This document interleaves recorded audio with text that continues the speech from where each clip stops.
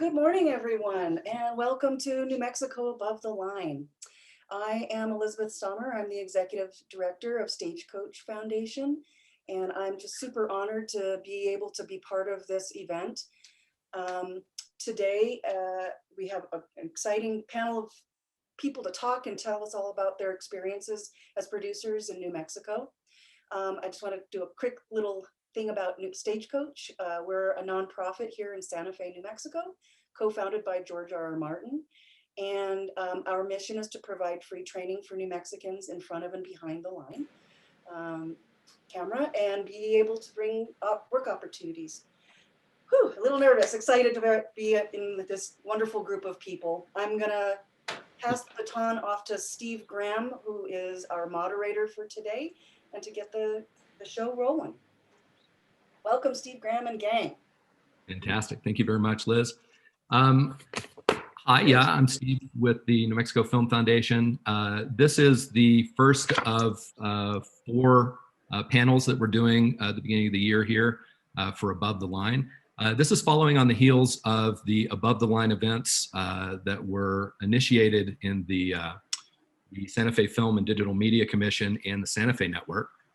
And those were headed up in part by Andrea. So I wanted to introduce her and she can talk about that for a moment. Hi, everybody. Thanks for joining us today. We're really excited. You may remember some of the Above the Line events we did with Santa Fe Network. This all sort of came out of the work of the New Mexico Film and Digital Media Commission, which is a commission that actually works at the pleasure of the mayor. So it is a Santa Fe-based organization, but we certainly serve filmmakers all over New Mexico, and we're thrilled to have you joining us today. We are sort of working all together to put this together. So I'm gonna pass it back to Steve, who's with Film Foundation. So we've got Stagecoach, Film Foundation, Santa Fe Network, and the Film Commission kind of all behind this. So thanks so much for joining us. Thanks for all your hard work. So yeah, it's the New Mexico Film Foundation, Stagecoach Foundation, Santa Fe Film and Digital Media Commission, and the Santa Fe Network. The New Mexico Film Foundation board members, President Susan Castle, I want to say thank you there. Dan Region, Cindy Mulvaney, Chris Rainey are board members, and the Film Foundation was founded by Dirk Norris. So we've been around 7 or 8 years, and are dedicated to promoting the independent film industry in New Mexico. We provide education, events, grants, and fiscal sponsorship to New Mexico independent filmmakers. Talk to us and get involved. These are the kinds of things we do, including actors workshops, screenwriting competitions, and lots of other events. So if you are interested, follow up with us and get involved. Just one reminder too that to our panelists that today's panel is being recorded, so we'll save it for posterity. And we'll talk about ways that you can see it later on as well, in case you have friends that missed it or if you want to see it again. So our panelists today, we have a great group of producers, New Mexico-based producers. I'm thrilled to have you guys here. We appreciate you taking the time on a Saturday morning. If it in fact is a Saturday during pandemic, it's kind of hard to tell, but I think that's where we are. We have Bruce McKenna, an Emmy Award-winning screenwriter and producer. He wrote on 4 of the 10 episodes of HBO's iconic miniseries Band of Brothers, created, co-wrote, and co-executive produced The Pacific, the Emmy Award-winning miniseries for HBO, Steven Spielberg and Tom Hanks. Currently, he's working on several projects, including Liberty, a Revolutionary War limited series for FX, and American Babylon, the origin story of Las Vegas for Dick Wolf and Showtime. We also have Alexandra Renzo. She produced the documentary Meow Wolf Origin Story, which premiered in 2018 at South by Southwest, and co-produced the indie feature Sella and the Spades, which premiered at Sundance in 2019. Most recently, she produced the indie feature Soulmates from Argent Pictures and Mandalay Entertainment. She has 2 features and 3 shorts slated to be shot in New Mexico later this year, including Pairing by director Shaz Bennett. We also have Michael D. Jones. He executive produced the horror comedy Bit in 2019 and produced the upcoming drama Violet coming out later this year, written and directed by Justine Bateman and starring Olivia Munn. His production company, Silverheart Productions, is developing several projects, including the feature film Pure Land and the television series The Observer. Michael is with us. Oh, actually, you're in LA at the moment, but lives in Albuquerque. Yes. And we actually we're kind of all over the map today. We have Alexandra is calling in from Las Vegas, Michael from LA, Bruce from Santa Fe. Andrea is calling in from Washington, D.C. Andrea has Medich produced or executive produced films that have won Oscars and Emmys. Most have premiered at Sundance, Toronto, and other major festivals, and have enjoyed successful theatrical, broadcast, and festival runs. They include Buck, Grizzly Man, and Man on Wire. She launched and built Discovery Films before starting Back Alley Entertainment. And most recently, she produced the documentary Ernie and Joe for HBO. So just to kind of set the framework here, the reason we're all here, the core discussion is New Mexico. And there's a lot to talk about there with film and television. Why are you here? Why film in New Mexico? Sometimes why not? What are the advantages and what are the drawbacks as producers? So I kind of generally want to, it's going to be an open discussion. We will be taking questions via chat.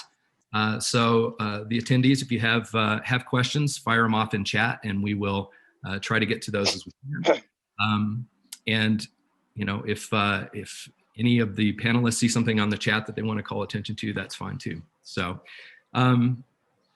so Michael, actually, I'm going to start with you because I think you're the most recent I'm the New newbie. Mexico convert. Michael moved to Albuquerque 2 years ago, last year? It'll be 2 years this summer, yes. So what brought you here? Why you want to live here? I was actually scouting a movie and we were there in early prep and the film office says, hey, would you please move here? We need someone with your skill set. And I'm like, you know what? I'm divorced. My kids are old. Let's take a risk. And I drove around and I bought a house across from Netflix and I figured, let's go for it. So I invested in the community because I actually bought a house. I live there. And that's one of the reasons. It was also the incentive. And it was like, okay, let's do something new. And if you build it, they will come. And I saw this opportunity and the growth and what's the potential. And so all my bosses are like, well, listen, since you're there, let's just funnel all the movies to New Mexico. So that's kind of really what my goal is and what I'm working on. That's why I'm back here to bring projects back to home. Oh, fantastic. So the incentive drew you here, but what's your experience so far in producing in New Mexico?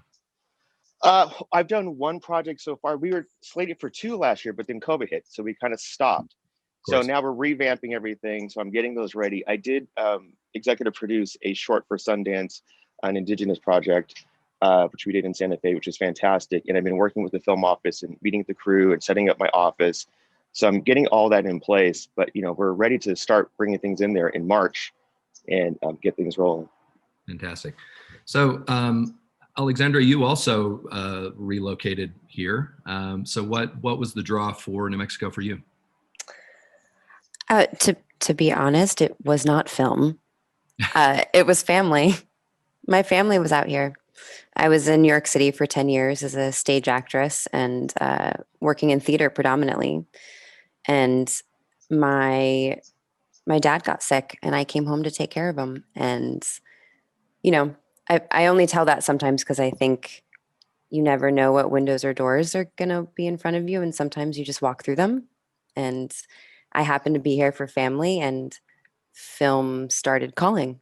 And I ended up working on actually a documentary first, but that's was my first foray into making film out here. Right. And Bruce or Andrea, you want to speak to sort of being based in New Mexico? Sure. I moved here almost 16 years ago, 15, 16 years ago.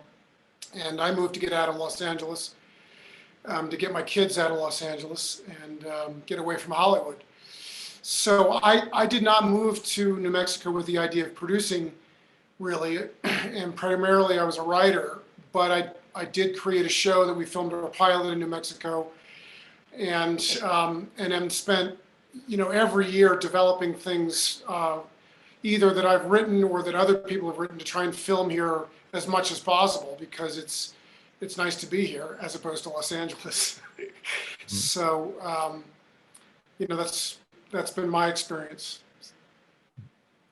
Andrea? Great. Yeah. I didn't come from film either. I actually came as a teenager, which was a while ago, to go to a science and cultural anthropology program out in outside Thoreau, New Mexico. It's still there. Martin Heinrich actually was the executive director for a while. And fell in love with New Mexico. It spoke to me culturally and the variety of the natural world and the cultural world. And so I bought a house about 15 years ago, and I'm still there part-time. So I didn't start with film either. I started with how you tell stories from somebody else's point of view. And as a person who tells nonfiction stories, a lot of my work isn't based in New Mexico, but I work with a lot of people in New Mexico, particularly above the line in terms of cinematography and editing. And we can talk about that and sort of how it works remotely too. So. Yeah. Well, since we're talking about projects that sort of, got you started, how do you pick, and this is for all the panelists too, how do you pick a project that you want to work on? As a producer, there's a million stories to tell. How do you hone in on those and decide that that's what you're going to throw all of your energy into for the year or 2 years or 30 years, depending on how long the project takes to bring around? Andrea?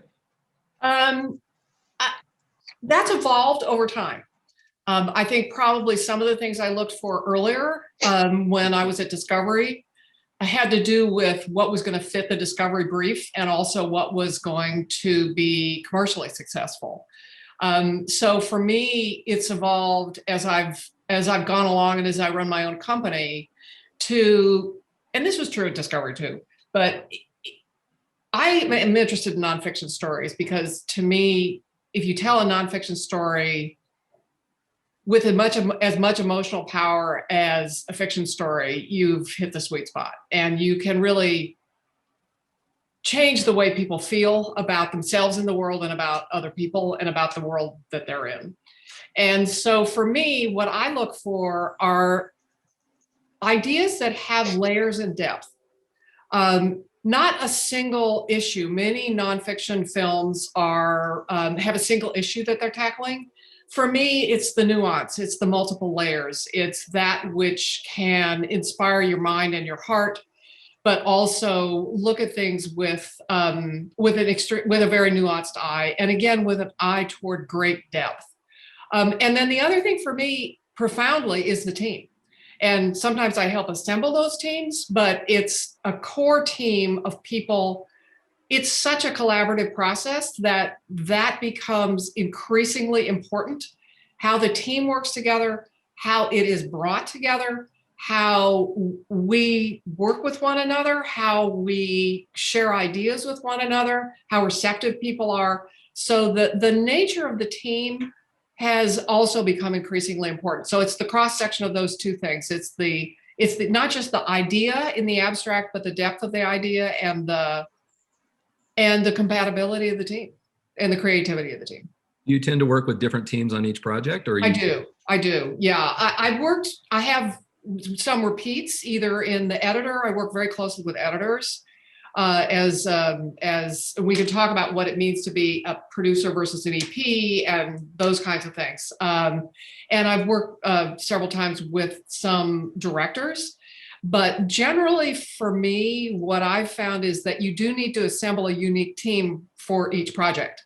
So because you have different sensibilities, different relationship between the editor, the producer, and the director, and different kinds of ideas. So I think it's possible to have a stable that really works well together, but I like to work across many different kinds of ideas. As well. So I find there's always some variety in the team, which is very satisfying, actually. I'm going to just jump in and say the exact opposite. Okay. And that is because I don't do documentaries or nonfiction. And so from my point of view, to create something either as a writer or producer is to limit the amount of people who are involved in it. And oftentimes what happens in Hollywood is, you know, you've got too many cooks in the kitchen, but you do have to have people that you can work with, Andrea, which is true, that you can trust, whether it's a collaborator that's a producer or a director. But generally, when I come up with an idea, you know, I'm not interested in too many peanuts from the peanut gallery until it's ready to go out, and then you have to present it to partners that can help you sell it, and whether it's a TV series or a film idea, or you write the script yourself and you want to attach a director or an actor. And then secondly, just to put a fine point on it, everything that a writer writes, whether it's an epic set 2,000 years in the future or something 2,000 years in the past, no matter what stories we're telling, they have to speak to us today. They have to have a contemporary hook in them, because that's the purpose of storytelling, is to show us, no matter where it's set, no matter what community that you're focusing on, show us something about ourselves that speaks to us in the here and now. I guess that's another way of saying it's commercial, but not necessarily commercial, but it has to really resonate with a contemporary audience in ways that, and those are the kinds of things that I develop as a writer. And then, like I said, when I'm ready and I feel comfortable, then I will go out and engage people that can help me bring that idea to the market. So it's really not too different from you, Andrea. I was just being a... Well, I promise not to spend the whole panel arguing with Bruce. But one of the big differences between fiction and nonfiction is that fiction is driven by the script, which you can work on for years beforehand. And then you shoot against the script. You cast against the script, you shoot against the script, and hope to God it all goes well. Often in nonfiction, you're going in the exact reverse. I will often step in with someone who has been out in the field for years, and they have a great character, but they actually have no idea what their story is. And they have hundreds of hours of footage, sometimes thousands of hours of footage. And they actually don't know how to tell a story. Or there are so many stories that can be told out of those thousands of hours of footage that you have to bring in a unique, usually editor, who has a particular style that fits the story that the director really feels that they want to tell. So to some extent in the nonfiction world, there are many times when a, if you will, script is being written in the editing room, which is why nonfiction is often in editing for years. So to some extent, it's partly driven by the nature of the content in this case. So Bruce has got one way of working on it, but it's fiction, and I've got another because it's in many cases nonfiction. Although we try and get organized a little bit better rather than thousands of hours. I'm sure Michael can tell us that no matter what, fiction or nonfiction, you're going to have to fix it in the editing room anyway. No kidding. Yeah, pretty much. Well, now Alexandra's done both, right? You've worked in documentary and in narrative. So, what are the similarities? I have. When you get in the edit room? Oh, I mean, Andrea pretty much hit it on the head right there. I mean, if you're working on a documentary, much of the script is done in the edit room. It's a compilation of people working together. You know, I mean, Anna knows too, who came on earlier as well. And there's plenty of beautiful people that we worked on the Meow Wolf origin story doc. So I've only done one doc, okay? So my doc experience is tiny and limited. And it was a wild ride. And I came from scripted. I mean, I came from everything scripted. And walking into doc world, I was like, what? Wait, no. Oh, no, this is going to take, wow. I had no idea the story was going to go in that direction. I find that on the page too. So that's true. Andrea, you mentioned something that I kind of want to delve into just a little bit about differences between a producer and executive producer. And actually there's differences in scripted and a documentary, and there's differences in film versus television. Bruce has talked a little bit about, his writing experience. I'm not sure how much writing experience the others on the panel have, but that's a particular type of producer on the television side. So actually, Michael, can you speak about sort of because in your experience, you've been doing this for 30 years. You've moved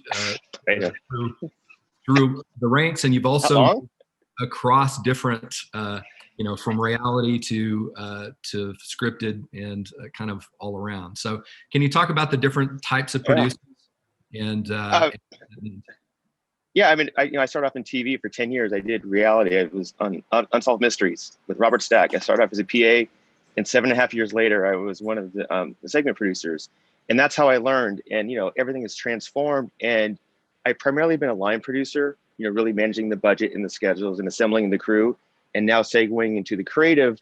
I'm not a writer. I'm not trying to be, but I will give ideas and notes or suggestions like, hey, what if we did it this way? And I like to be collaborative, in some regards. So I work with a lot of first-time directors and really to help guide them. So again, kind of what you guys were talking about, I'm more on the front end of really building the team in the beginning and assembling, okay, because a lot of my indies, we don't have a lot of money. All right, guys, we've got 20 days to shoot this thing. How do we pare down, your 160 scenes into something realistic? How can we compromise without losing the story, but giving the essence of really massaging and knowing, okay, with the writer director, what's important, also with the financial, to do that compromise. And it's a game you have to balance daily, and hopefully we have something. But I really focus more on everything in the beginning. I don't really take it all the way into the very end. My big bosses handle that, but I'm definitely front loading, the major parts of the project, if that makes sense. So, as someone who's sitting in the audience who maybe is interested in film or is studying film in school, and or maybe has an idea or is looking for a producer or might be a producer themselves, what skills, what things do we need to encourage in New Mexico? What do you need to be a producer? What makes you a good producer? You have to be insane. Sorry. Yeah. Yes, I would say. Yeah, I would say one of the things I've mastered, it's really just knowing how to engage with people and the personalities. How to sit down with the teamsters and have negotiations, but then also with your star talent or whatever. It's definitely all I'm doing is massaging egos all day long, and it's that balance. Like really, that's really how to get to, and to have the rhino skin. Don't take everything on. It's like people are going to be the way they are, and just really figuring out how to work as a team and have communication. I think that is just so apparent, and that's really the key. And the expectation, just like we're not saving lives. We're just making movies or TV shows. So guys, let's figure it out. But again, I think just being humble and I'm always grateful. We get to play. This is the best playground in the world. And how do we do it and have fun and not go crazy, like Bruce says? The best of what somebody said to me was a very, very successful producer is that like Michael says, your job is to wrangle egos all day long. And the most important ego that you wrangle is your own. And to realize that you are not the boss. The show is the boss. And it seems a trite saying, but actually I tell everybody that because once you realize you're in the service of a monster and that you have to service the monster and the monster is insatiable and you get humble very quickly and realize that your job is especially a job like Michael's. And for people who may not know, the line producer is the most difficult job on a show or on a shoot because they have two masters. They have the creative master and they have the financial master. And so I'm always in awe of a really, really talented and good line producer. And for those of you who are young and looking to go into the business, it's watch the line producer, watch what they do, watch how be mentored by a line producer, not by a creative producer, because you will learn the business from the inside out. And but anyway, the bottom line is the show is the boss. And once you realize that, you quickly realize that you're in service of something bigger than yourself. And if you see all successful shows do this, all unsuccessful shows generally have ego problems and communication problems. Yeah. I've rarely made the project I set out to make. It always turns into something else. Totally. Exactly. at the end. Exactly. So I won't say it's this, to me, it's the story that's at the center, and that to some extent really is the producer. And to some extent, that's the line producer, because I want to say, I think line producers, anyone who actually controls and knows the budget and can budget against an idea, is telling a profoundly important story that anybody in the business can read. And yet you can also get boxed in and not become a full creative partner. And so a creative partner, I think on the nonfiction side, it's sometimes the ideas come from the producer, sometimes the ideas come from the director. So how do you work together? Because to some extent for me, the producer becomes the representative of the audience.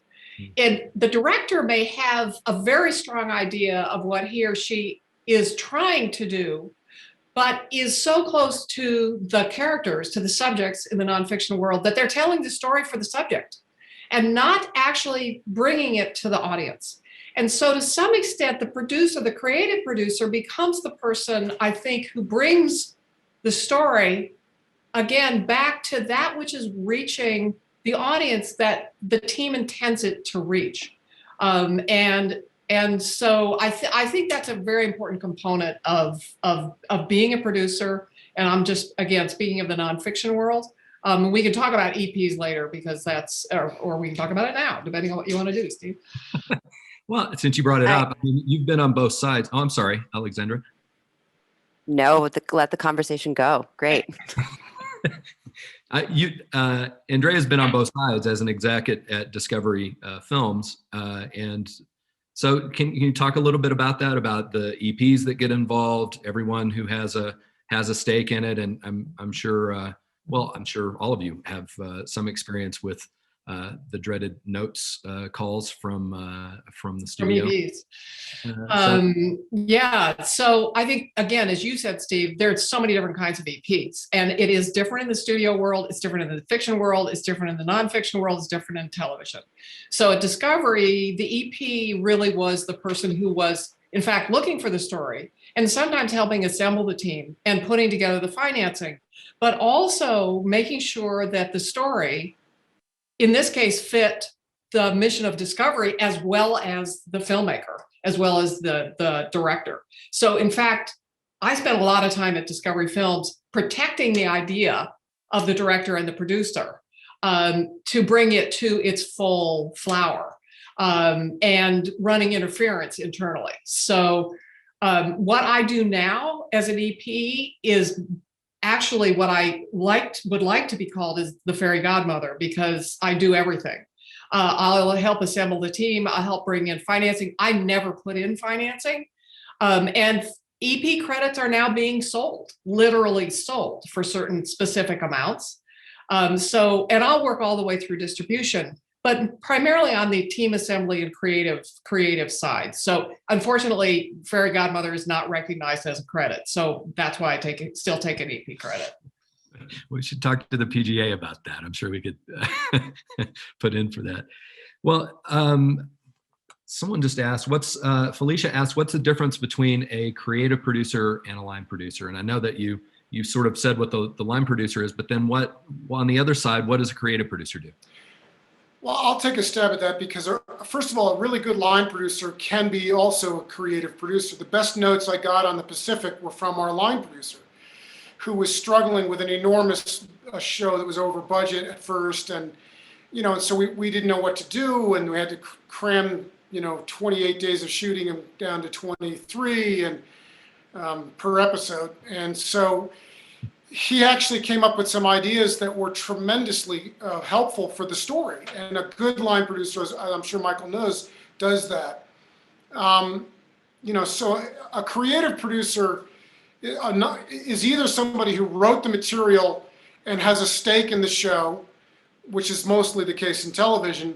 Sometimes in film, if you either a very small movie or you're a very big writer.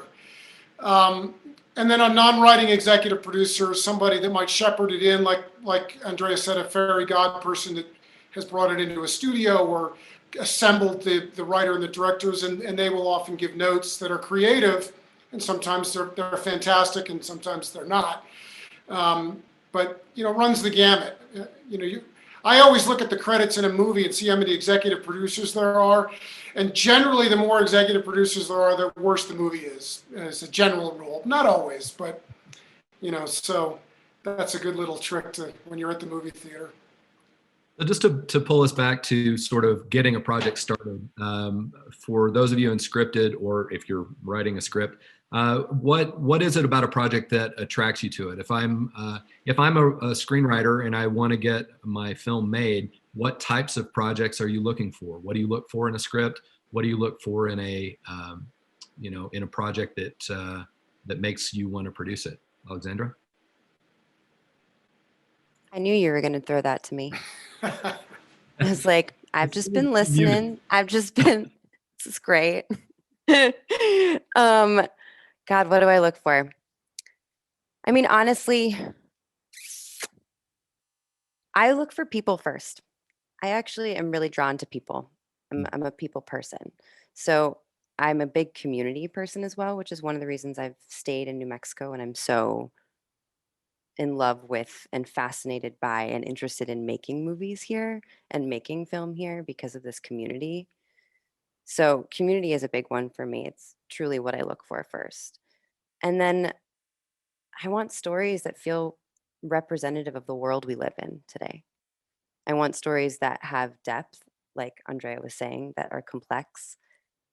And also, I look for specificity. I think that the more specific the story, the more human, the more universal, actually. So the more it is truly tiny and detailed about a very specific moment in time, person, event, whatever it is, I think the more human it actually becomes. And so, and then truly send me your script. And if it's 15 pages and I put it down, I don't like it. Like, there's also like that, right? Like, you're like, ooh, I mean, I'll give it a second read, but that's usually what pulls me in. Look at Bruce's face. No, you don't. You don't do that. Sometimes though, sometimes I like the gems halfway through, you could get to that little nugget in the middle and go, oh, there's something there. So But- will you pick a person and work on whatever that they're passionate about? It sounds like you're working that way. Sometimes, go ahead, Steve. Sorry, finish your sentence. No, go ahead. Oh, sometimes I end up meeting people, right, through community, and we end up working together, and I end up working on projects with them. I think it's really just, I won't actually choose to make a story if I'm not also invested in the person behind it. That's really what I mean by that. Bruce had mentioned commercial appeal. Michael, how much of that matters when you're looking at a script? I'm actually very fortunate right now where I feel where I am in my life and kind of where I am in my own person. I'm actually choosing better material. When I started off, I used to take every job because I needed it to work. Now I'm like, no, I don't need to. I really do want to work with certain people. And one of my mentors is Cassian Elwes. He's a really big producer. He's really been guiding me and he's been great. And the same thing, he might give me, 3 or 4 movies to budget. And I say, okay, I want to do this one, this one, this one. I don't have to say yes to everything anymore. And I think what you guys are saying, it's about the people. Where do I want to work? And, it's, again, shepherding, saying, oh, you know what? This story can be anywhere. Why don't we bring it to New Mexico? Because it's the story that matters. It's the dialogue. It doesn't matter what setting it is. Let's bring it here and do it. And again, I think it's just the people I want to work with. Who do I want to spend 20 hours a day with for 6 weeks? Mm-hmm. I'm going to be 51 soon. I don't want to be with a bunch of goofballs. I want to be with like quality people and get stuff done. So it comes down to the story, the content. I get a ton of scripts sent to me, and the same thing, like you were saying, I might read it like, oh, okay, that's great. It's not for me. Thank you very much. It's just not for me. I'm going to pass. I don't want to do this one. Why don't you go talk to so-and-so?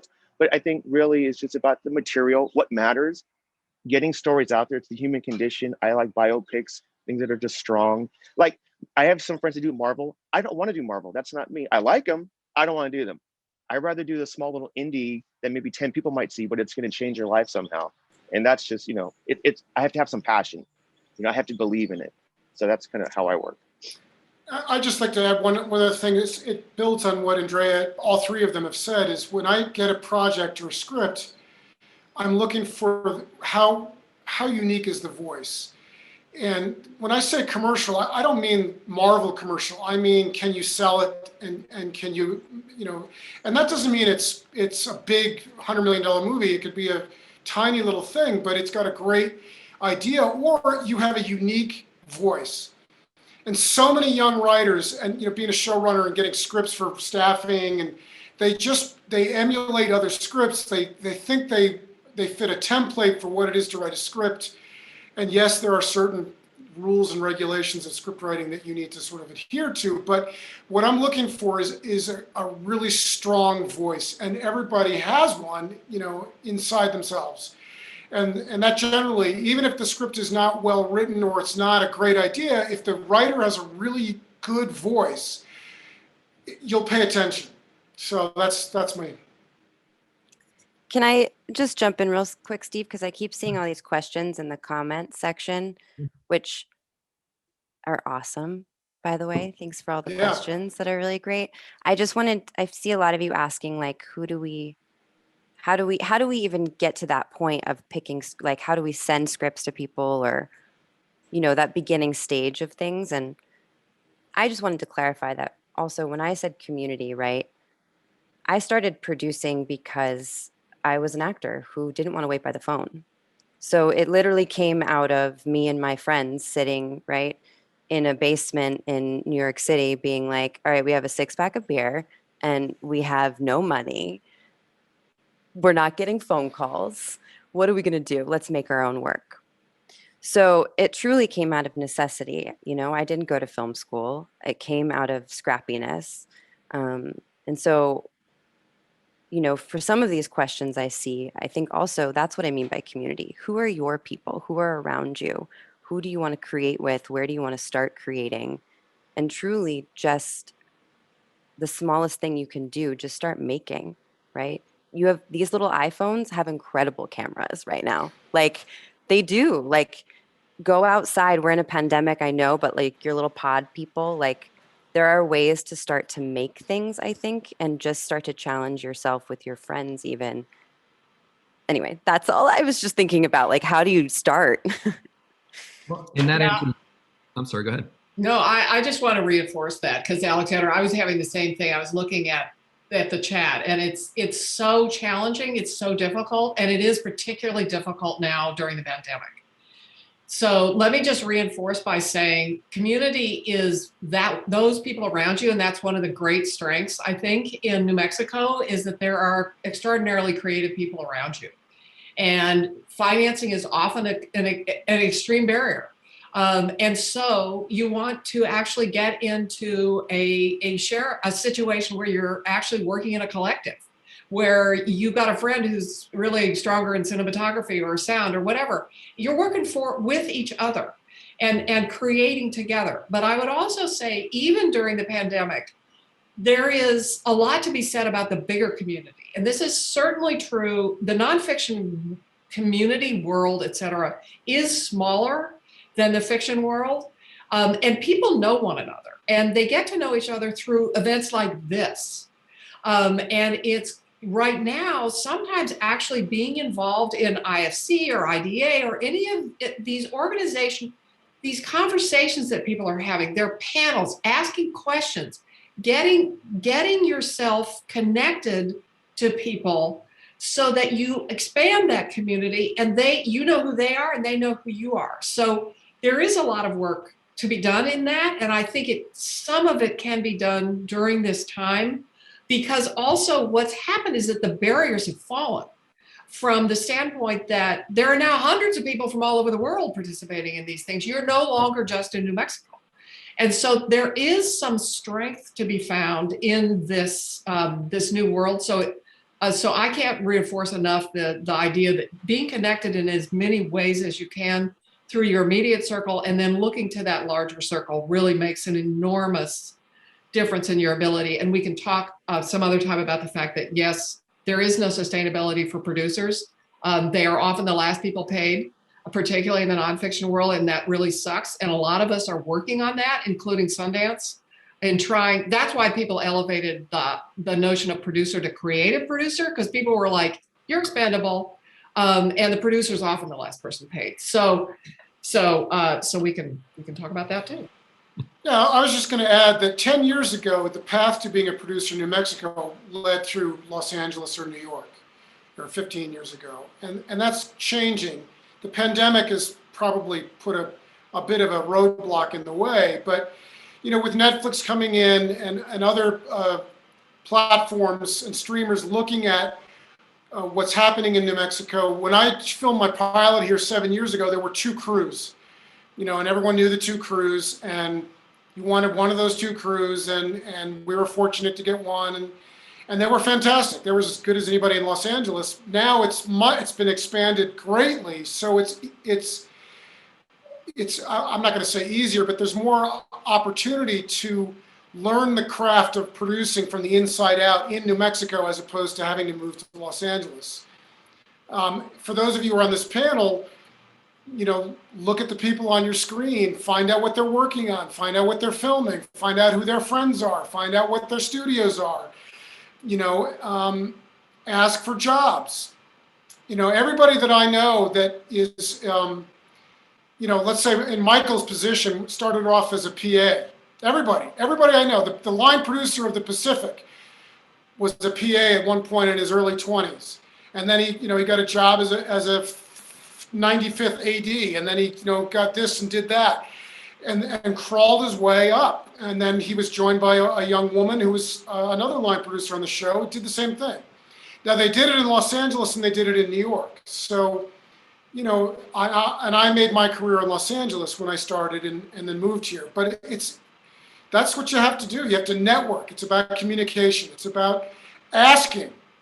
You know, there are a lot of people who are in our positions on this screen who are jerks and will never help anybody. You know, but most people will. Most people, if you ask, will help you.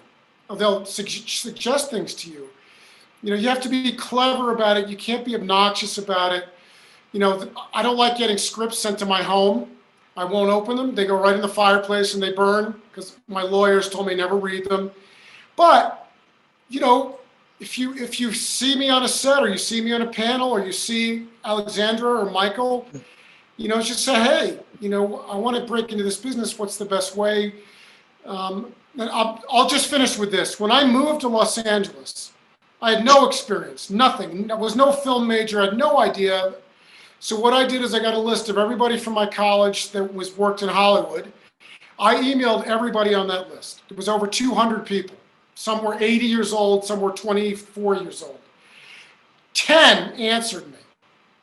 5 or 6 sat down and had a cup of coffee with me. 1 became my first agent. So my career literally started because I was stupid enough to email over 200 people. But that's what you have to do. You know, so just keep at it. Communicate. Can I just jump in real quick? You know, the same thing, just like you, Alexandra, I was an actor first, but I moved to Portland. I'd been in TV for 10 years, and I moved to Portland, didn't know anybody. Nobody wanted to hire me. I had to start from scratch, and I was an assistant to Gus Van Sant, getting his breakfast every morning. I had to basically start from scratch to get into movie world. And at that time, just like you said, Bruce, there were 2 crews in Portland, and I kind of worked my way up. But on the weekends, we had this collective. We would go shoot movies on the weekends. We would do all this stuff, and that led us to where I am now. And my goal is to hopefully build something like that here in New Mexico. Build a collective. Let's get the project. Let's do this stuff. You know, hopefully let's all have this community. Listen, I know my wheelhouse. I'm the guy that does the movies from 1 to 10 million. That's my wheelhouse. That's where I want to stay. So let's do that. But again, don't be afraid. Yeah, don't send scripts to my house. But yeah, same thing. Reach out to me. I might read it. Hey, you know, I don't want to do horror. I don't want to do this, but I'll give you. I love being a mentor. You know, I really love helping students and people. So I think that's how we have to build it. And that's the part of giving back, because someone gave me an opportunity to pay for it, and I have to do the same. But again, just go for it. And like you said, with the iPhones and everything we've got, pads, there's no excuses anymore. Anyone can do it. You know, it's endless right now. So that's my spiel. I'm done. That's what did Gus Van Sant have for breakfast? I'd always have to get bacon and eggs. Oh my gosh, in a little diner, coffee. He cut everything on film. We're doing elephant. Yeah, it was great. It was fun. But I had to work my way up. But you have to be humble. You have to be humble enough, if you want it, Say, okay, how do I learn? Because I had to get into film. So you sit back and you learn and you watch and you ask questions. And that's another thing, to know when to listen and ask the question. So here's another thing, I'll give a tip. I did every position. And when people get mad at me and the gaffer's yelling at me, oh, you're just a producer. I said, well, you know what? I chose not to lift heavy things. Don't get mad at me. You know, I've done every position. I realize what I'm really good at. It's people pleasing, it's numbers, and it's budgeting. I don't want to lift gear or do electric stuff. So that's just my segue. So, And not only, just one more thing, not only is it great to start at the bottom, I started as a fact checker at Texas Monthly, actually, nonfiction storytelling, just a different medium. Is it also is a way to pay your way. So don't step away from that, and look at the kinds of production companies that are around, and get in touch with them and see what they have that you can do for them. So it's twofold: learning it, being scrappy about it, and also maybe getting a paycheck. So those things are good. Fantastic. Just to switch gears a little bit, Laura Dale asks, how has Me Too changed the landscape of producing? How is it different now than it used to be? Yeah, I'd love to talk to that. I've been seeing that one pop up, and I'm really glad you brought that up. And I want to add Black Lives Matter to that as well. I will say, for me, I've been in the business long enough that I was subject to harassment. I was physically assaulted several times in large media companies that you would recognize the names of. It was pretty intense. Since Buck, I have actually worked on female dominant teams, and it's been a wonderful collaborative opening experience. So what I would say to people is, you have to walk the walk. If you're in a position it has changed things, and it has to change things. If you're in a position to be part of the assembling of a team, you need to be intentional about who it is you're bringing together. There is no excuse for the Rolodex not being in the Rolodex. There are so many talented people out there right now.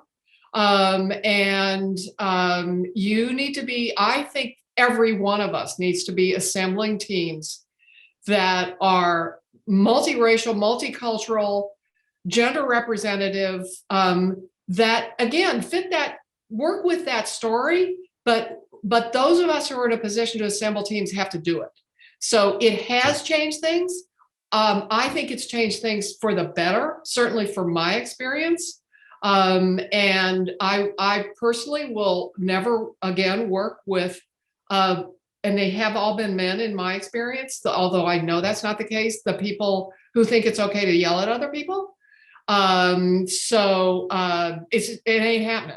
It's just not happening anymore. The spoiled auteur should not be tolerated, frankly, and doesn't need to be. So, and there's no excuse for it. So yeah, I think it's changed things for the better. You have multiple voices, you have multiple perspectives, you have a different kind of representation, and it enriches the stories and the team experience dramatically. So I think it's been really positive. Go ahead, Bruce. Sorry. I produced a show recently that we actually had a case filed by a person who'd been sexually harassed, and what was really interesting about it is how seriously the studio took it, how seriously the network took it. It was fully investigated by the HR people in a way that was really respectful and it was very impressive. And I think it's a really, really important thing that this is taken seriously, and it's a huge problem. And like Andrea says, it cannot be tolerated and it happens at every level. It's not just what you read in the papers. It happens, with PAs, it happens, it's sets are really, really pressure cooking environments, and you can oftentimes get very abusive behavior because you're under such time constraints, and it cannot be tolerated. Right. And so it's, and secondly, on the creative side, just to dovetail with what Andrea said, right now, it's very difficult for me to come up with a story and sell it in Hollywood unless it does involve an aspect of broadening the, not just dead white males that, that traditionally have been the sweet spot for Hollywood. And so, or at least the kinds of things that I write. I write a lot about dead white males. And so, but it's fantastic. It's fantastic for me. It's extremely healthy for our cultural landscape. And it forces everybody to think more broadly about different kinds of stories and different narratives. So it's a very healthy development for Hollywood, and we'll see how long it continues. Hopefully forever. Can I add on that real quick? Please. Even before the Me Too movement, the way I would run my sets, I don't tolerate it. I just tolerate anything.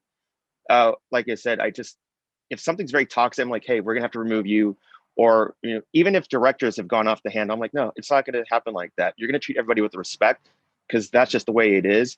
And I have been sexually harassed by men starting off, the same thing. So there's no gamut, like it's only just women. It happens to everybody, and it is Hollywood. Again, now I think it's speaking the truth and not being afraid, but it is also in the beginning, if you're going to be determining your set and that voice, it's the people you want to work with, that environment, and you cannot allow that, and not be afraid to step up and say, we won't tolerate that. We need to remove you from whatever. So I'm glad that people are talking about it and addressing it, because it used to be a hidden thing. But yeah, it comes from the top too. Well, and it's something each of us can do. It's things that don't even rise to a level of harassment, but are just systemic bias. I've been guilty of that, and I think we all need to improve that and change. You're looking through the Rolodex, make different choices. So, yeah. Thank you. Go ahead, Alexandra. Oh, I was just going to say, truly at the core of it, like, why do we tell stories, right? We tell stories, hopefully, at least I think the four of us can say this, to potentially shift something inside of people, to maybe change something, to have a different dialogue, right? And I think these incredible movements that are around us have to be reflective of, our work has to be reflective of these movements as well, right? Otherwise, that's just not looking at reality in the face. That's not seeing the world that's happening in front of you. And these movements, right, have truly been around forever. They're just putting names to things, or they're coming in different forms, or generationally shifting perhaps. But we tell stories because we want to see these movements go somewhere really powerful. That's the reason I do. And so I always want my stories to be, just, I use this phrase all the time because I think it's just the truth, representative of the fucking world we live in. Right.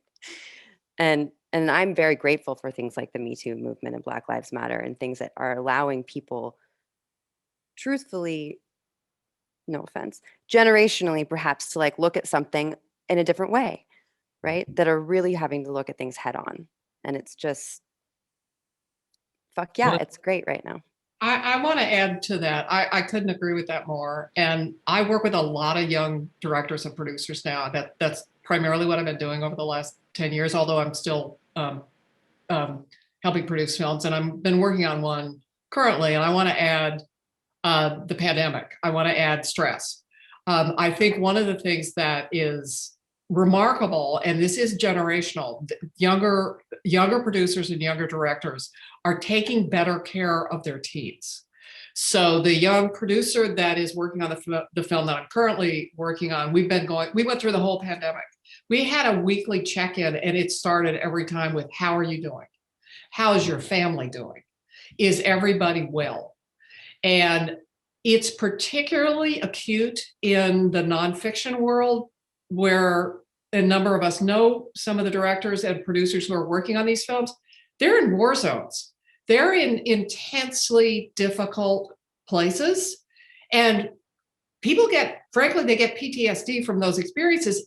And that has to be dealt with as well. And it's something that you have to be alert to, and your team has to be alert to.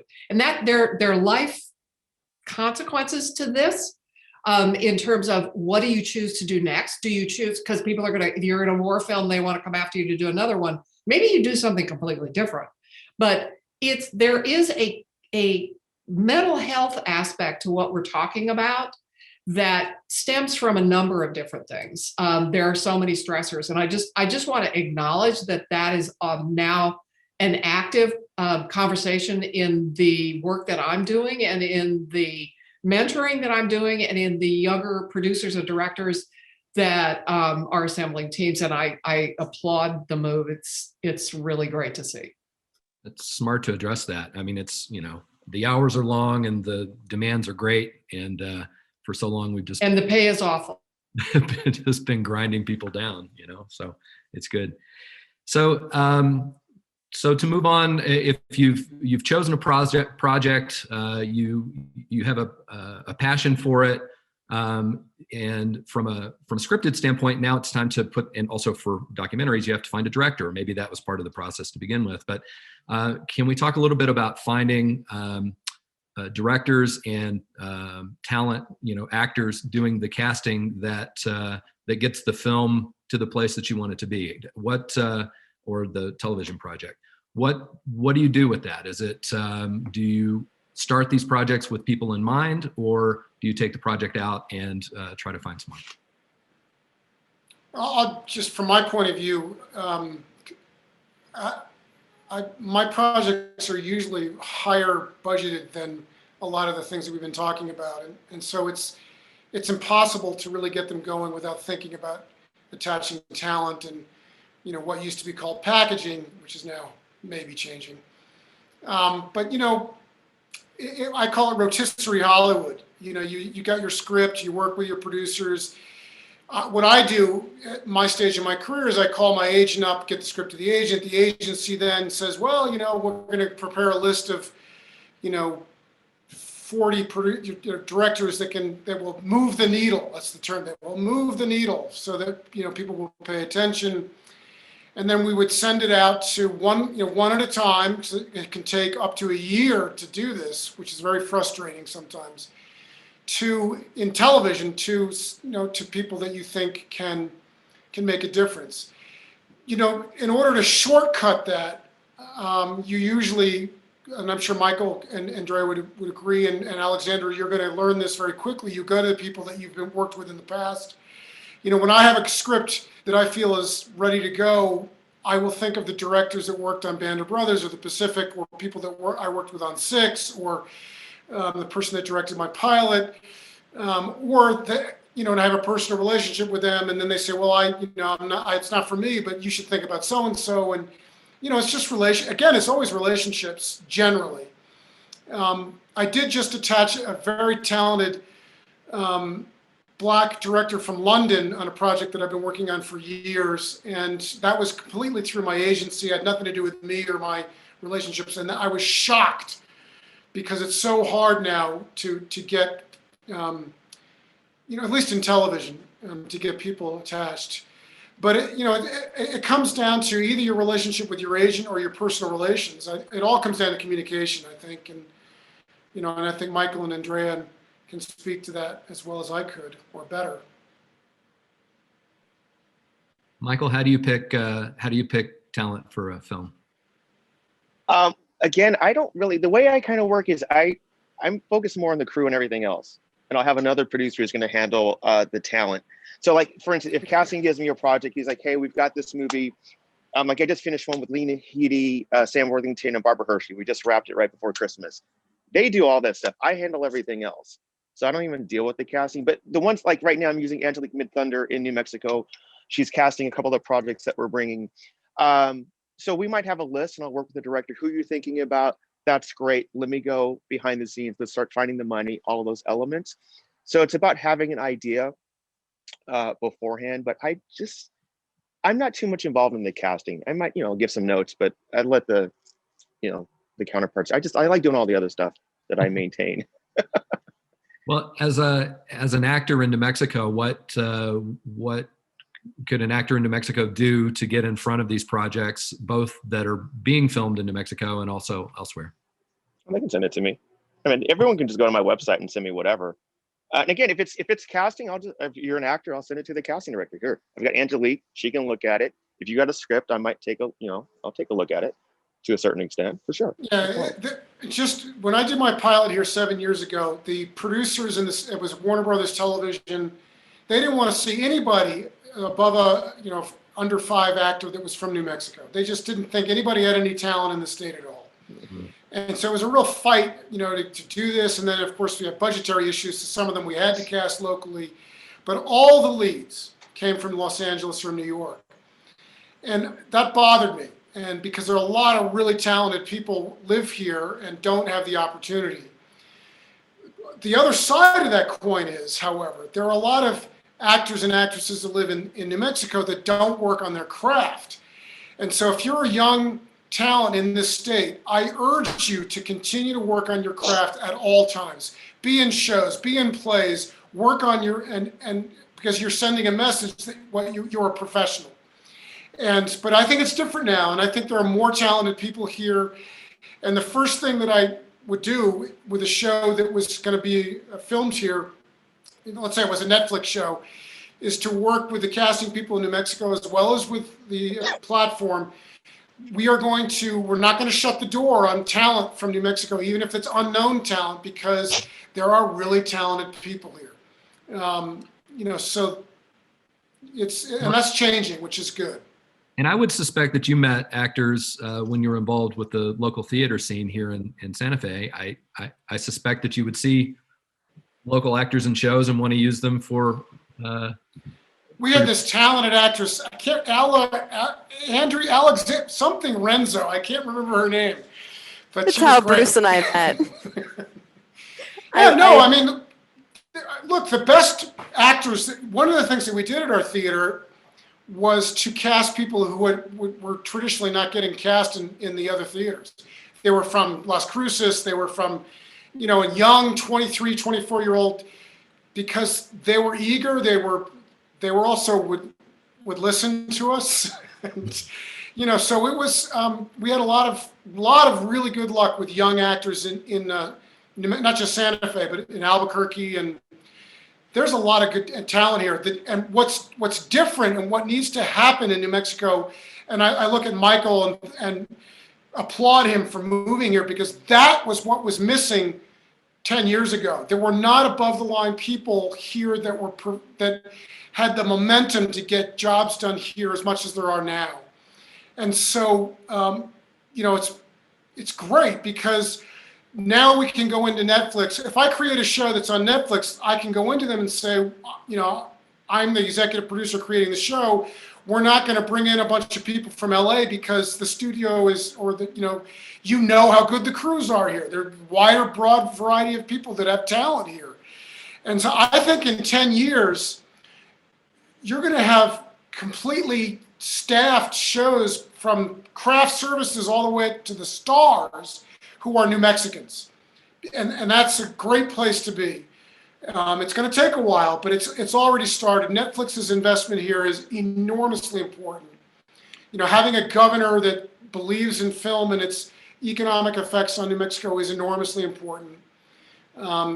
So it's, you know, it doesn't mean for the people on this panel who are looking for a job, you're like, yeah, what the fuck does that do for me? I can't get on a show. You will. Just keep going. You will. It's easier and easier and easier to work in New Mexico in whatever area of film that you're interested in. Well, and that was one of the questions in the chat. David Brownlow asked, is there a liaison between New Mexico filmmakers and Netflix? Well, it's supposed to be the New Mexico Film Office. Right. So, and you know, they should be a conduit for. Look, if you want to be a line producer and you want to work with somebody like Michael Jones, how do you do that? Well, you know, the New Mexico Film Office should have a list of line producers who work in New Mexico, and you should be able to contact them and get their websites. And somebody emails Michael, hey Michael, I saw you on the panel, I want to work with you. Right. And you know, and like I said, 10 of the line producers are going to refuse to answer. 2 of them will, and 1 of them will hire you. That's right. The way it works. Well, and they've had a database. I think it's down at the moment, but it's they're intending to get that back up. Amber Dodson has been working on that with a new website. So is it a trickle down though? I mean, I think it's great to have you know, Netflix here and spending $1 billion, but how do you? Well, it goes back to a question that someone asked a little earlier. or Dirk asked, how can New Mexico producers, who do they actually pitch to, as a writer or as a producer or as a filmmaker? How do you get in those rooms, and how do you, who can you talk to? Yeah, this is, because I'm in the Netflix world, or trying to be. This is still a tough conundrum for people outside of Los Angeles, because the corporate creative hive, as it were, is not at the production facilities. It is possible. I mean, I know one of the heads of production in Netflix. He works in New Mexico all the time. He lives in LA, but that's not who I pitch. So if I have an idea, and I do have lots of ideas for filming in New Mexico, what do? I have to go to Los Angeles. I have to get in touch with somebody in LA. So, and I'm not sure that's going to change soon. I'm not sure how to get around that. I think the answer to that is, if there's a producer who lives in New Mexico, like Michael, for instance, who, let's say he gets a hit show on Netflix, whatever it is, and he's working in New Mexico exclusively on the Netflix lot, then you can pitch Michael. You can go into Michael and say, hey, Michael, love your show. I'm a young writer. I've got an idea for, it's Friends set on the Navajo reservation, and I want to do it in New Mexico. And I'm native, and I want to do this. Or whatever it is. Then Michael will team with you, and then Michael knows the executives in Los Angeles that he can pitch, and it's an easier sell, because he can then talk about the costs of it. It's a package of information that makes it easier for them to say yes. But that's the only way right now where you, as a young screenwriter or filmmaker, can get things done, through that pipeline, is to go with producers or a director that lives in New Mexico that's got a relationship with them. So what I would just say real quick, I live in New Mexico. I'm actually in LA right now, and I'm working for a company called Balcony 9, where they want me to be the VP of production. And my number one goal is to be the guy to funnel all their projects for New Mexico. Literally, that's why I'm here. And so the goal is, I'm supposed to be taking pitches, projects, deciphering it, working with the head of development, saying, okay, this is a go, these are great. Here's why we should do it there. So I think what Bruce is saying, which is hopefully the goal, is I'm not the Netflix guy. I'm the indie feature film guy. But we have the opportunity then to take it, because they can greenlight. I have a first look deal with them to say, okay, let's bring these forward, which I have a slate right now. That's the whole goal. We have a slate to bring to New Mexico. We have Santa Fe, Las Cruces, and Albuquerque, and Pecos we're looking at right now too. So that's, I think, an opportunity, and that's really what I want to build and get this going, and working with everyone on this panel. And then you guys who are out there who are watching this, let's figure this out. Let's start seeing, what can we hone our skills? Here's one for 1 million. You're not union yet, but let's bring you up. Here's my, $4 million Teamster IATSE movie. I got to use the big boys. So let's have these, and I'm doing a documentary. So let's figure out these projects and say, all right, guys, I don't know, that's how you do it. Well, you say 1 million. I'm excited by it. 4 I'm million. excited. Oh, I'm sorry, actually, Andrea had a comment too. Yeah, I just want to say, also, I mean, yes to everything Michael and Bruce have said, but also the pandemic opens some doors. Don't just think New Mexico. It is a bigger community than that. There are places like Sundance that have emerging scriptwriters labs. They're extremely competitive. They're really hard to get into, but do a lot of research to get yourself connected to some of those folks. Because what we're talking about again is relationships. Connecting to connecting to connecting. You need to find the person who can connect you if you can't find the person that you need to be connected to. So it's all about building those nodes of connection, and like some of the script writing labs, which are open to it, they're looking at the script. They're not looking at, how experienced or unexperienced you are. Some of them are limited to emerging writers. And those folks can also help you get connected. So what everybody's saying is, look for production companies where somebody like Michael is doing this kind of work. Look for development companies. See who can connect you, even if you can't get directly connected. And again, because everything's on Zoom right now, there may be some things that you can participate in that would have been closed before that you can do from New Mexico that are based elsewhere. I also, so I'm a little bit of the runt of the litter here, y'all. Okay, I'm a little bit, I'm in a very different position in my career than Andrea and Bruce and Michael, in my passion. But I'm actually still in the position where I'm still pitching people, right? I'm not at that stage in my career where my things come in funded. I don't work for a company where things already have that. I'm making movies everywhere from, well, I'm making a short when I come back for almost nothing, right? All the way, to the highest thing I'm trying to get made right now is 2.5 million, right? So I'm nowhere near some other. I'm kind of in your zone, Michael, that indie bracket right there. But part of what I'm working on, and I wasn't going to say this today because it's not whatever, we're going to do it, guys. So part of what I'm working on is I'm working with 4 other producers here in New Mexico. They're all amazing. Jen Garcia of Arabella Films, Morningstar Angeline, and Austin Ross. And the 4 of us have sort of come up together with a slate, and similar to you, Michael, but these are all either written or to be directed by New Mexico above the line talent. So there's 10 projects in total. And we're packaging them together, and then we're going out to help hopefully find that funding for those movies. So I am going to say, yeah, Austin, I see comments in there. And they really span, there's 2 documentaries in there, but there's still room for another couple of things on this slate. And we hope to continue that, because part of what I'm personally trying to do is really have people notice the above the line talent that already lives here, not just the ones that need to move here. And I don't really know how to do that exactly, besides putting a bunch of people together, pitching it to people for money, and hopefully it gets made so that people realize that talent is here, but that's where I'm at. And from the indie producer side, I mean, you've been on at least 2 films in the last 2 years that were successfully financed and distributed. And Michael, you've done seems like a dozen in the last little bit.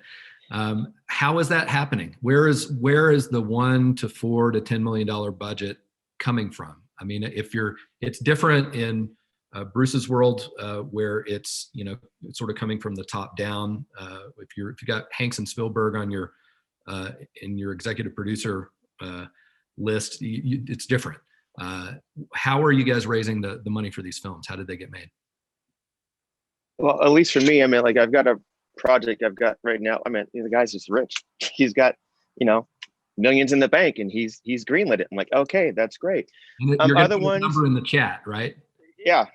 Otherwise, people come to me, like, they'll say, hey, we have X, and they've pre-sold it. We have this movie. Oh, we have Sam Worthington, Lena Headey, so-and-so already bought it. You're greenlit for this. Great. A lot of them, I've done on projects where we've had like 15 executive producers, and each one put, $200K into it. And that's, they're funding the movie.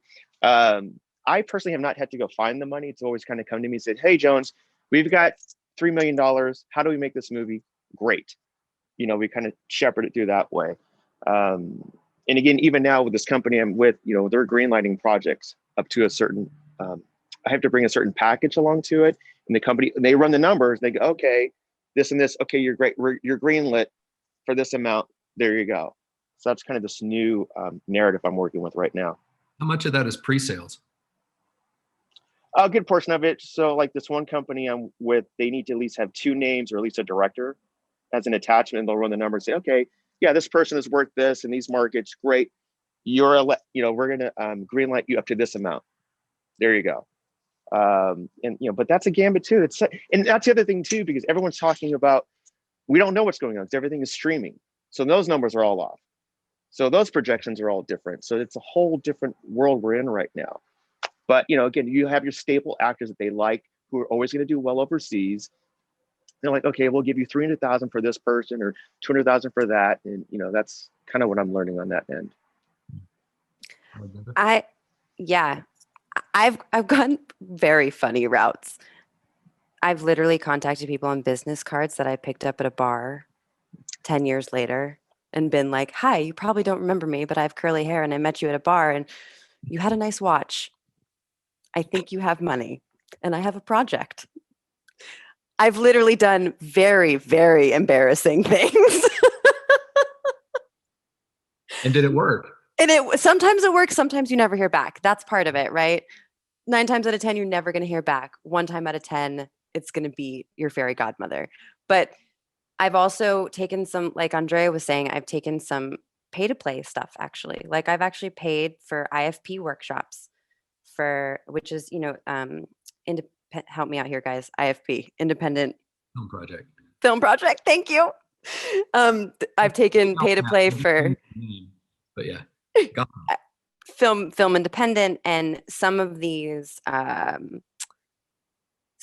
organizations allow you to do sort of like one-on-ones, kind of like this, right? Like Zoom panels, but maybe there's 4 attendees with 1 panelist, right? And I've actually gotten lawyers on projects. I've gotten financing from following through on stuff that you wouldn't really expect, So like take advantage of those, look up those independent film forums. Like you have to kind of invest in yourself as well and put yourself into those little brackets. Those are just, I think, some ways. Is anyone doing that in New Mexico? Yeah. I'm sorry, go ahead, Andrea. Oh, somebody may want the answer to that question.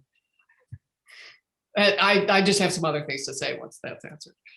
Yeah, I mean, I don't know of anyone financing well, it's not true. There's some financing in New Mexico. Has anyone had any experience with that, with the independent financing in New Mexico?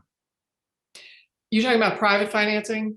Mm-hmm. That's part of what I was going to mention. Private financing is really, it is one of the major sectors right now, but it is so difficult. I really am reluctant unless somebody's attached to a project like what Michael was talking about. And I've worked on a project like that too, where somebody was actually bringing in a whole lot of money on the private side. Chasing private funders can be one of the world's most frustrating experiences because they need to be metaphorically wined and dined.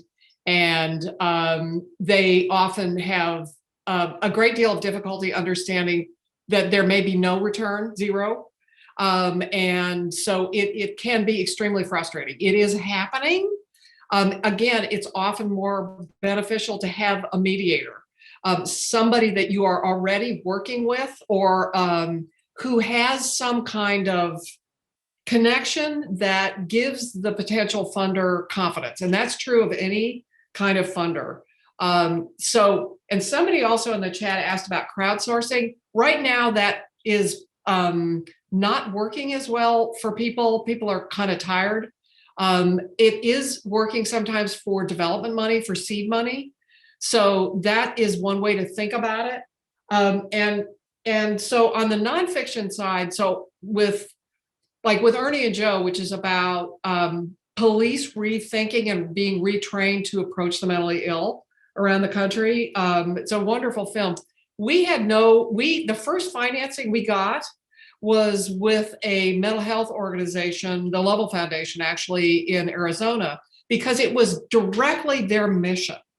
And that was the seed money essentially that allowed us. We ended up having to make the whole thing. It was bought by HBO when it was completed, but we ended up having to string together, and Lovell was a great partner for us. So with the one I'm currently working on, a streamer financed the whole thing while we were still in development. And somebody asked about is mostly everything going through television? For the nonfiction side, HBO is still one of the major players, but it's almost all going through streaming right now. So that's where the money is. They're trying to kill each other off. There's so much activity. They're spending money that is crazy.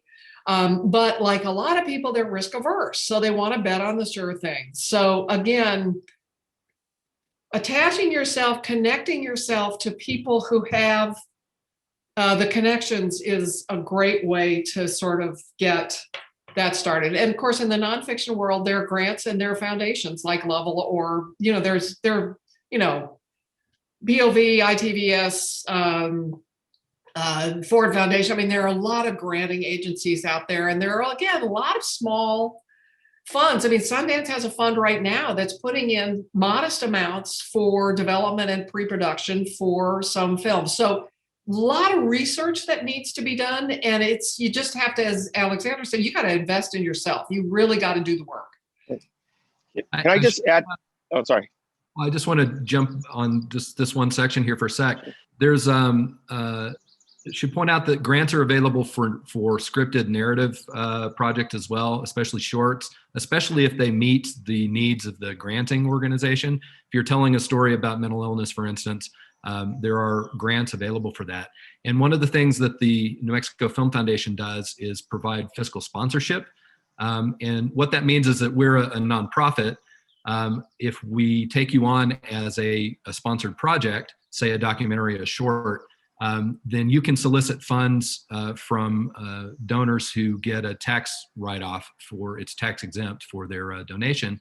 And you also are then eligible to apply for grants that are only available to nonprofits. So I'd encourage anyone out there who has a short or a documentary or even a digital project that might be eligible for grants to talk to us because the fiscal sponsorship program allows filmmakers to opens up more avenues for funding, and those are nationwide, grants or internationally, grants from all over the place.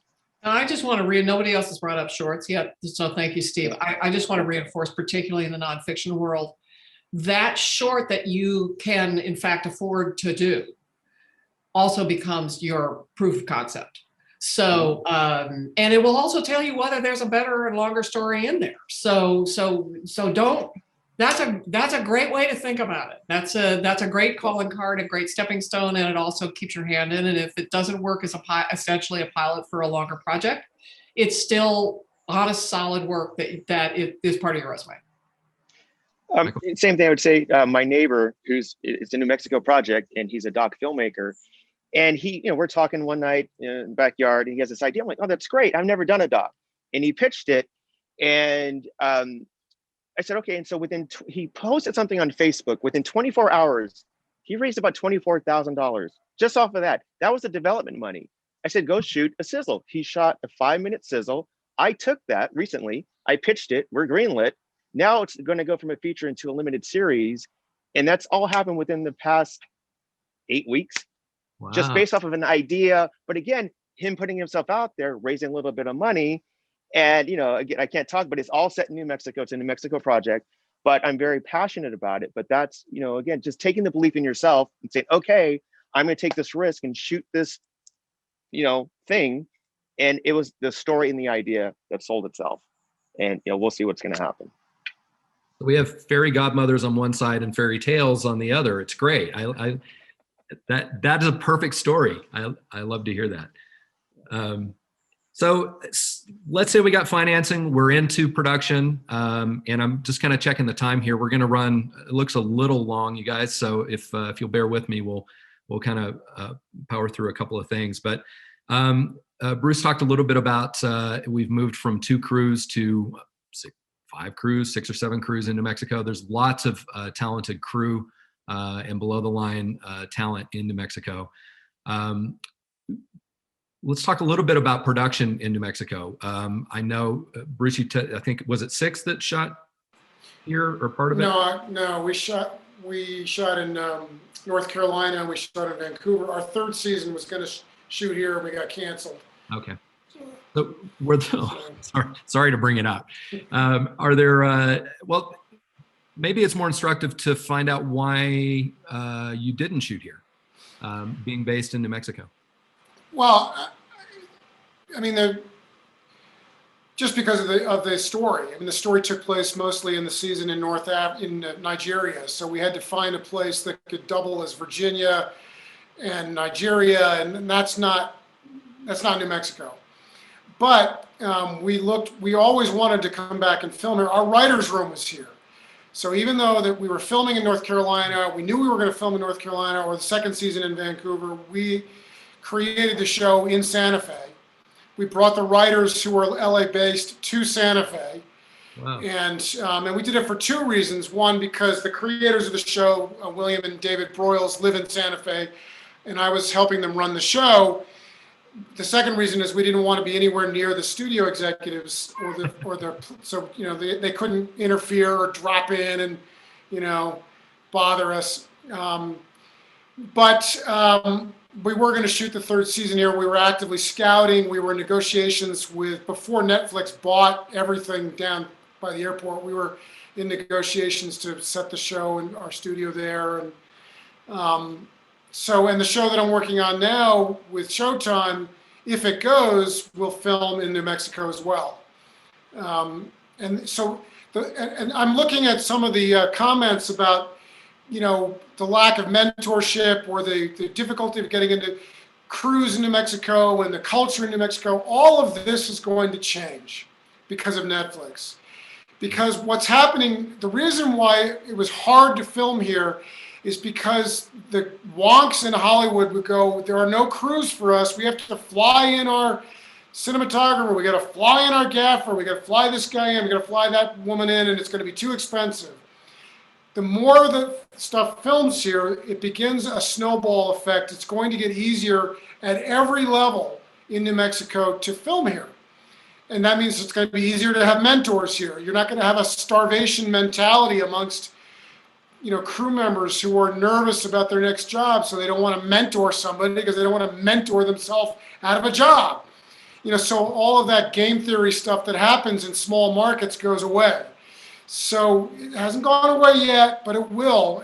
And you know, so look, Michael probably can speak more about filming now in New Mexico. It's been a couple of years since I did, and I failed 2 years ago to bring a show here.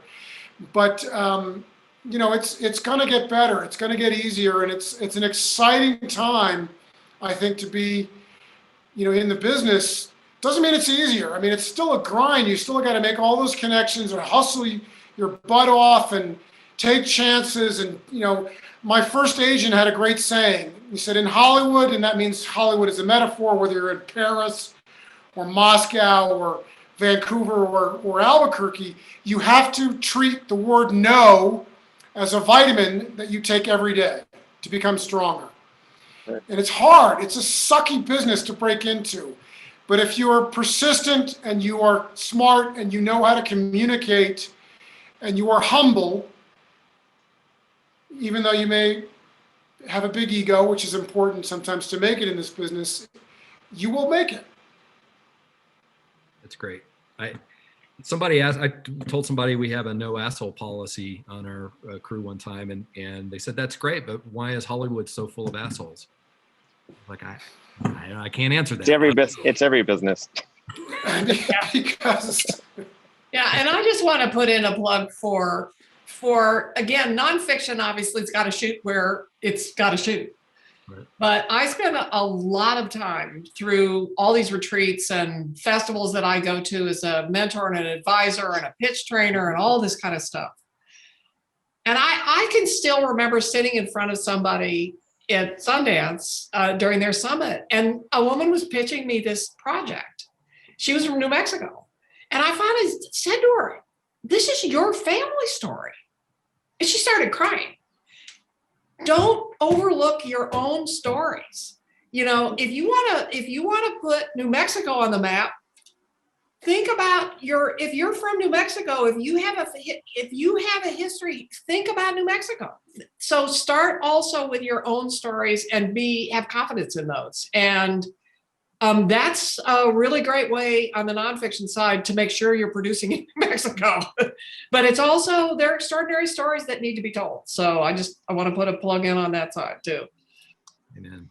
And I also want to say, like, opportunities like this, which Steve and this whole opportunity you guys have put together is fantastic. You know, one of the things when I first moved here, Amber in the film office, they had me give a lecture. I gave a 2-hour lecture on line producing, and I spoke at the university. And I love talking to people. So I love mentoring, just so you know. I love giving advice because I want to retire at some point. I don't want to do this forever. I want to go travel. So I want you guys to step it up and I'll start teaching everybody. But I just think it's important because it's going to grow. And I want to learn from you guys. Because you younger cats, I don't know the first thing about how to do the iPads and the iPhones, all this stuff. I'm like, I start on 35mm and Betamax, all this new stuff. So I want to learn from you guys. And I think this is hopefully what New Mexico is going to be about. this opportunity to all of us grow, you know, using Indigenous students, using LGBT, using all diversity, like everyone has said. There's no, yeah, let's just, I don't know. I get very passionate, you guys. I'm sorry. I'm a complete Gemini. So I just start, now all the ideas start going. I think that is a great way to wrap up. I think that is a really good sentiment to end on, that we're going great places. Sort of last word, let's just kind of go down the line. Each of you, is there anything else you want to tell the attendees? Bruce? Just keep going, you know, and look, I was told when I got to Los Angeles that there's only 3 ways to make it in Hollywood. One is you have to be talented. 2, you have to have access to talent. Or 3, you have to be rich or have access to money.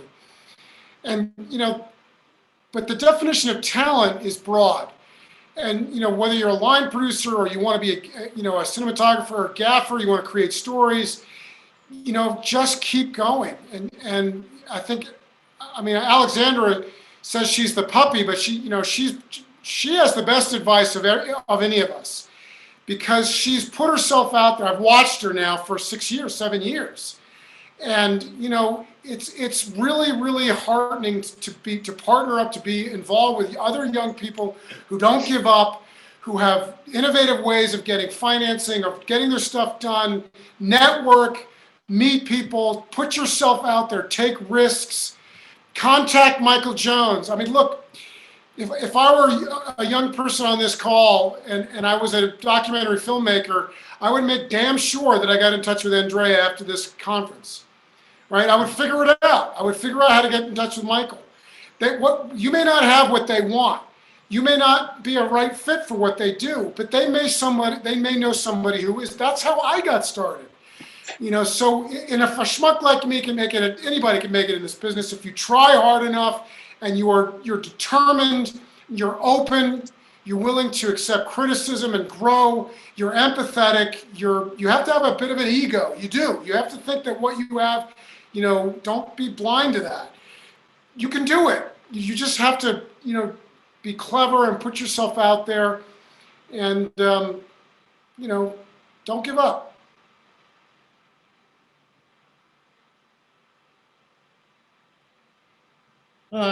Well, okay. So yeah, I wouldn't call it ego. Let's call it resilience. And it's being able to get back up and keeping at it. And also there's a really good reason to do this in New Mexico. And that's why we're all here. It's a fabulous place to live. There are extraordinarily creative people around you. There are places for you to refresh your heart and soul in so many different ways. And we're on the cusp, as Bruce said, of building something bigger here. And once it gets rolling, I feel like, well, I say this a lot at the commission meeting, so Anna's probably nodding off screen, but this isn't just about film. This is not about fiction, nonfiction. It's not about television. It's not about studios. It's about storytelling. And keep your brain open. And it's about the web. It's about YouTube. It's about streaming. It's about writing. It's about acting. It's how you engage the world through stories. And the medium of that story should fit the story, not just, I want to be in the film business. So that's the ferment we are building in New Mexico, and we have stories to tell that no one else in the world can tell. So I just put that out there and stop. Yeah, I didn't want to get through this whole panel without going on mute. So, you know, thank you for jumping in. Alexandra? Yeah, I'm going to totally piggyback off of that, of what Andrea just said. And I talked a little bit earlier about how I started off as a stage actress, and I think see your story in front of you, and also know that it's this big little universe that we've all created for ourselves, right? And if you're having a really tough week with producing, maybe try writing for a day, right? Try devising something. Try your hand at a different aspect of storytelling. because you're going to be able to release a little bit of that tension. Sometimes you're going to find yourself pushing a boulder up a hill, and sometimes you need to walk away from the boulder every now and then and be like, I'm just gonna, that boulder, you're not gone. I just need to walk away from you. And also to Bruce's point too, you got to be a pit bull too, but like a nice one, like you got to like grab onto that thing that you want. And then you're like that shameless, but humble and occasionally very nice pit bull. And it's a little like, we don't get the grad school things, right? You spend years and years and years working on something, and you're not necessarily in school to see, to tell your parents that's what you're working on. Or if you're older, there's years and years of this that you have to put in. And yeah, I don't know. We're all going to get there. I'm with you all panelists. I'm like, yeah.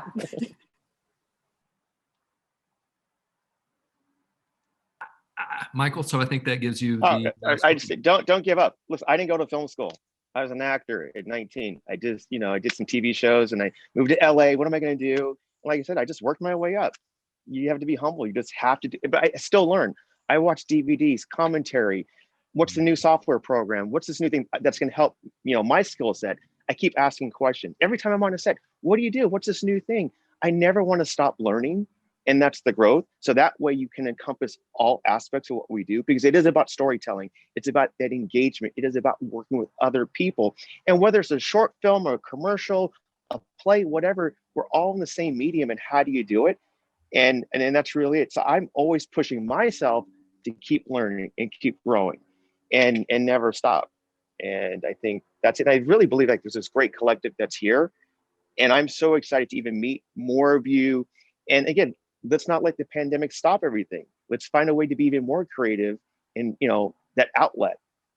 So we can all, okay, guys, now we're ready. So this isn't the time to stay at home and not do anything. It's like, no, still work the brain, still be active and say, okay, what do I do? I'll go in the backyard, I'll play with the phone. Here's my angles, here's this, here's, some new program. I don't know. So that's it. But just don't give up. That's the main thing. Don't get deterred. Love it. Thank you guys. What a great panel. I really enjoyed the conversation. Thank you to the New Mexico Film Foundation, Stagecoach Foundation, the Santa Fe Network. I want to point out a recording of this panel will be available next week on Zerb TV. That's XERB.tv. I want to thank Eric Streeper for Zerb's support on that. We'll send a link out and send information out and post email to the attendees.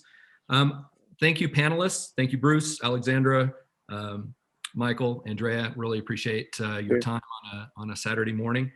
And I'd also like to thank Anna Dara, Margarita Archuleta, Lonnie in the Stagecoach office there, Dr. Elizabeth Stommer, and Heather Hunter, and the board of directors and advisory board of the foundation. This is your foundation, so get involved. We're here to grow and to help New Mexico filmmakers and filmmaking. You can find us at nmfilmfoundation.org. We're also on Facebook and Instagram and all those other tweet social media things. So go there and find us and interact with us. This is a 4-part conversation series. So please sign up for our directors panel, which is coming up next month. We're going to do it the first Saturday of every month for the next, now for the next 3 months. So March 6th at 10 a.m. We'll see you then. Thank you, everyone. We appreciate it. Thanks, guys. I'll answer all your questions now. Bye. Bye, guys. Thank you. Bye, guys. Thank you.